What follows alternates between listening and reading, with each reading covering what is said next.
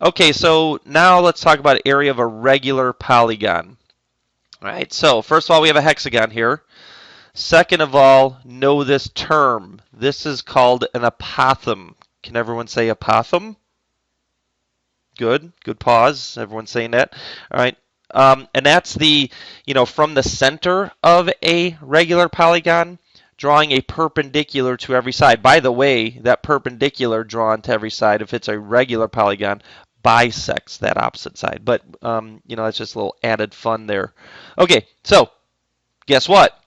You draw the apothem, but then you draw what would really be called the radii of this regular polygon because they'd be the radii of the circle that the regular polygon is inscribed in. All right. So anyway, you draw these radii. Now we do have a hexagon. When I draw all of these radii, then you would have 1, 2, 3, 4, 5, 6 triangles. That's not a coinkydink. All right, so that's why we say right here, whatever sides, how many sides there are in that regular polygon, that's how many triangles that would be drawn when you connect the radii. And then how many apothems would there be? Of course, 6. All right, and then guess what? You could take all of these triangles and find the area of all these triangles because this is the height of that triangle and this side represents the base of every triangle. So here we go. We have 6 triangles, and here are the half base times height formulas for this. But instead of B times H, I change it to A for apothem and S for side. All right, so what do? A little algebra. I pull out, they have a lot in common, but just for purposes of the formula that's created, I'm going to factor out a greatest common factor of half A, undistribute, if you will. All right, so if I undistribute these half A's out of all these, one more, then we get a half A out in front, pulled out, and then S plus S plus S plus S plus S plus S. What is S plus S plus S plus S plus S plus S called? That's called perimeter. That's called the perimeter of an object, adding the sides all around. So, area of a regular polygon is half times whatever one apothem length is, because all the apothems are equal, all right, times the perimeter of the regular polygon. All right? So I don't know if you have this one as a slide. I think I may have omitted that. All right, so maybe not. I can't remember. I think you probably do have it. But anyway, so you got to recognize this as an apothem, and you got to be careful. 1, 2, 3, 4, blah, blah, blah. There's 11 sides, okay? And each side is 3.2 because it says it's a regular polygon. So half apothem times perimeter. 11 sides times 3.2. Blah, blah, blah. Press enter, and then you could use your calculator to get that answer. All right, so here are your area formulas. I did have one that I wanted to add to triangle, but I did not give myself a... Give me a second, I'll write it down. Actually, I see that it's written in the... I hope it's written in your printout. Maybe it's not. So you might want to add this to the right next to the triangle. Here we go. So here's another one. If you're given 3 sides in a triangle, and I might just do an example of this, just making up one. So here's a triangle. ABC. Let's just not put... so you're given these 3 sides. So no height. You don't have a right triangle, so no height's given. You can use what's called Heron's formula. Heron. I think that's what it's called. I'm going off of memory. Brain's not what it used to be, so hopefully I'm right. Anyway, shouldn't have shared that. Okay, so area equals, this is craziness, but this dude figured this out somehow. S, what's S? Just hold on. Times S, what's S? Hold on. Minus A. A is the length of that side. Times S, what's S? Relax. Minus B. That's the length of this side. Times, take a guess, S minus C. C is the length of that side. Okay, so what's S? This is a side note. You have to find this first. S is called semi-perimeter. Semi means half. So what is semi-perimeter? Semi-perimeter is the sides added together divided by 2. All right, so this comes out of nowhere, but it is true and it works. So I don't know, our classic, now let's just do 3, 4, 6, just so I don't want it to be a right triangle. So let's say this is length 3, this is length 4, this is length, let's go, oh, I can't even do 7.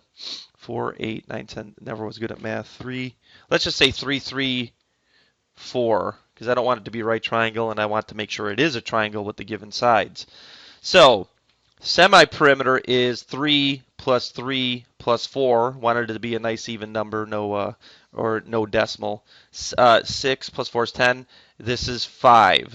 So then the area of this triangle would be 5 times 5 minus 4 times 5 minus 3 times 5 minus 3.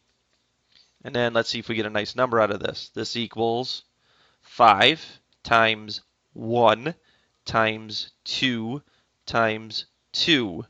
2 times 2 is 4. 4 times 1 is 4.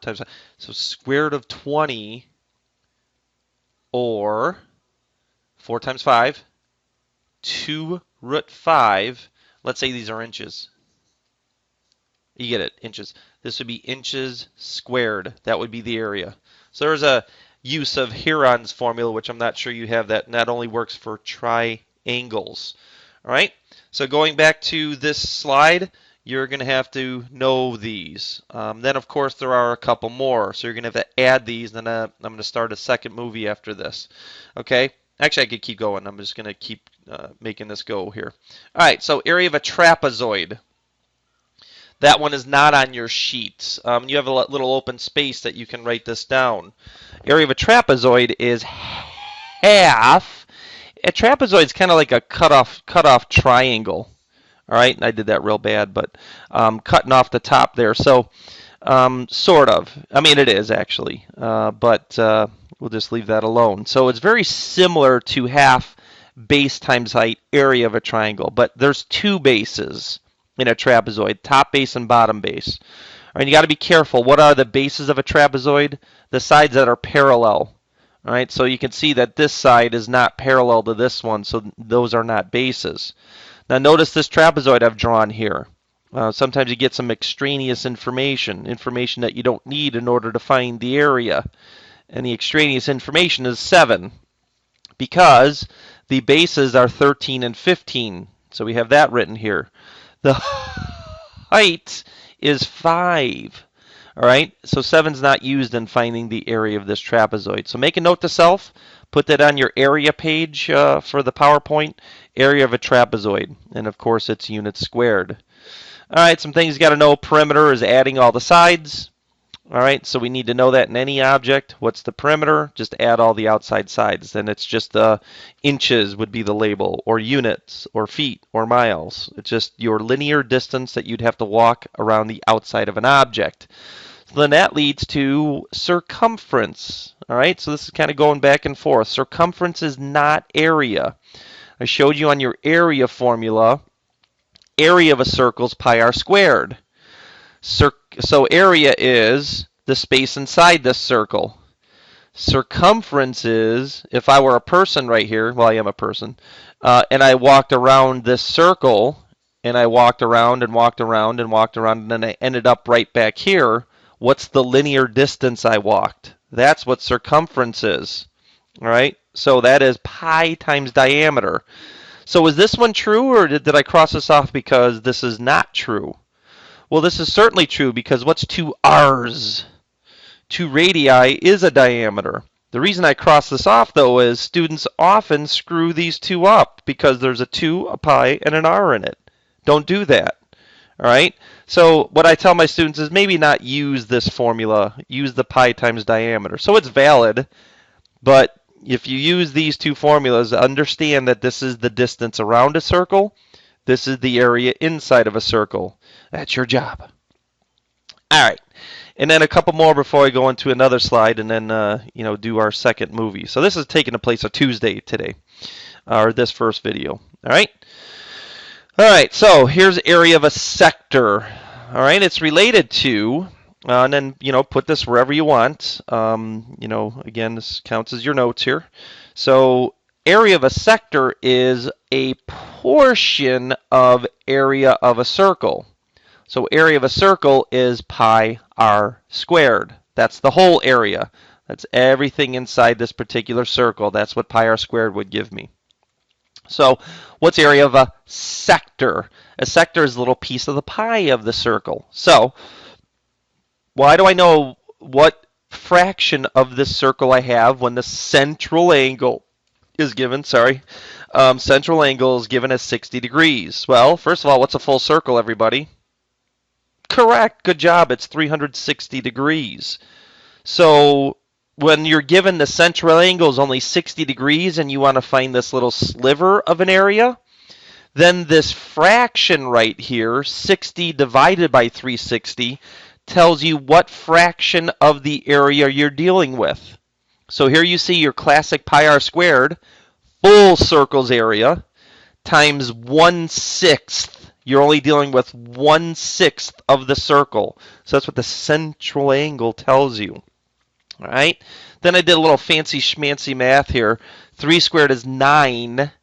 9 times 1/6 is 9/6. All right, which reduces to 3/2, I think. Yeah, 3 goes in 6, yeah. So doing a little fraction work because you'll be teaching those buggers fractions. My 4th grader, adding, subtracting, multiplying fractions right now, believe it or not. So you'll be doing that. Anywho, this is the exact answer. Why? Because I did not touch the pi button yet. So 3/2 pi would be the exact area. Then, of course, when you take 3 times pi and then divide it by 2, hitting the pi button, that's the approximate answer. So approximately 4.7 1 by 1 foot squares fit inside this circle, inside this sector. All right?